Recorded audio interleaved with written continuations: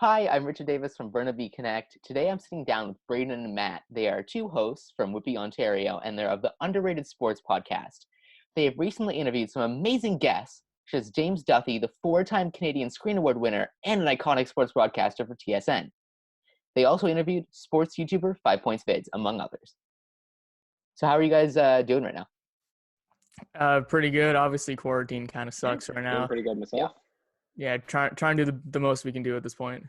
That's awesome. So how did you guys get started doing this? What made you think, hey, let's make a sports cast? I was at like kind of like a workshop at Durham College. I was essentially that was like, oh, it was a broadcast. It was like a broadcast group where we did like a whole bunch of stuff, including like hosting a podcast on Durham College's Riot Radio, which was interesting. And it was a sports podcast where we talked about whatever relating to sports. I think it was called the Sportscasters, if I remember. And essentially that caught Braden's attention, and he had been saying he'd want to do a podcast for a while, but didn't know how to get one set up. And then it just spiraled from there. So how would you guys describe your podcast for someone who doesn't know anything about it?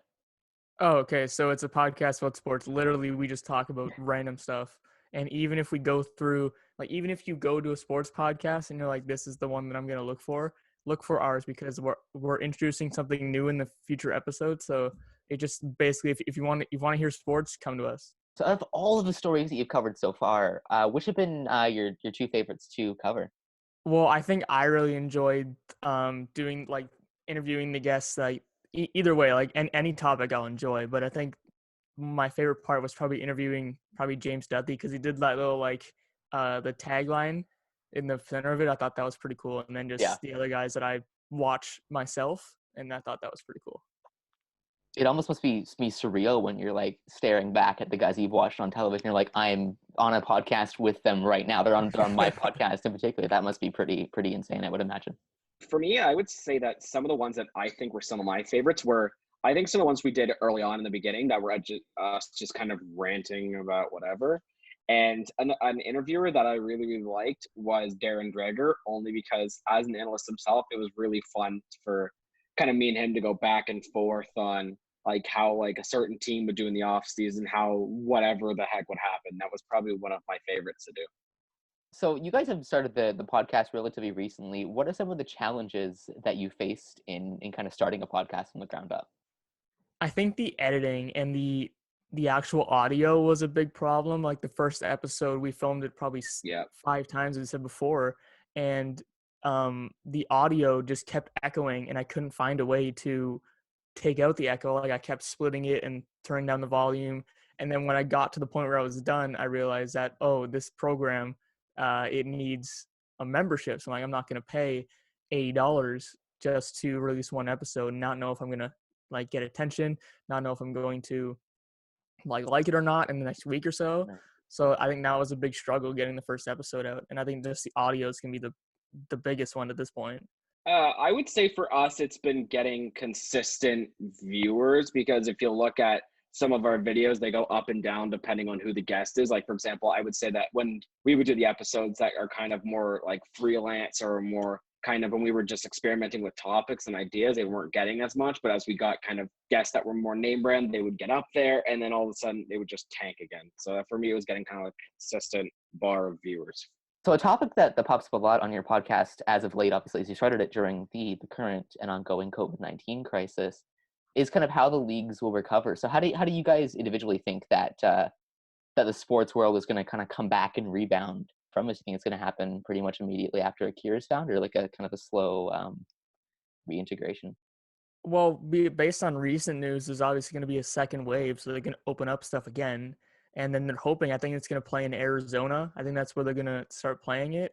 And then they're just like the NBA starting to open up gyms, just all that kind of stuff. I think it's going to reopen. I think they might play go into playoffs, which is going to be an issue because some teams that are maybe on the brinks of the wild card are going to be upset about that because they have a few games where they could come back and they could win 2 straight, and then the person in front of them in the wild card could lose 1, and then they're now in the playoff spot.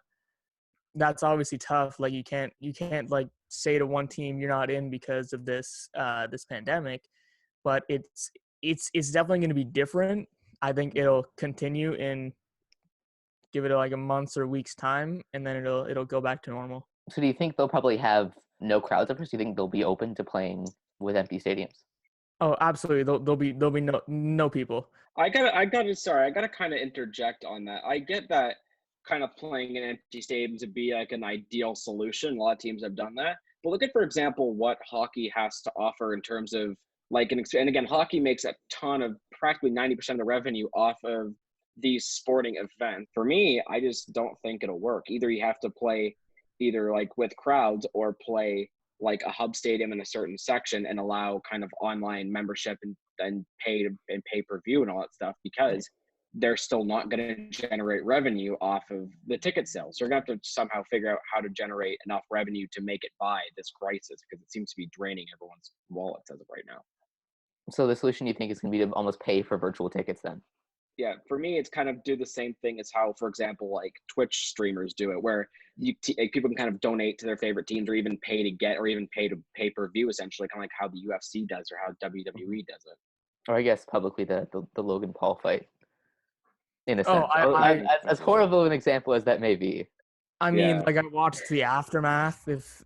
If that was pretty much it, like that's a great example actually, because Logan Paul, his podcast was actually one that I started watching, and I was like, this is kind of cool. Like they're just sitting in a room talking to each other for an hour. I thought that was a good reason to start one. Just kind of be like all the other guys, like Joe Rogan, those kind of guys. So if you guys could have any guest on, either living or dead, who would that be?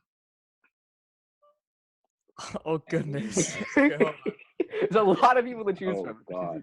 Since the people who have God. passed away.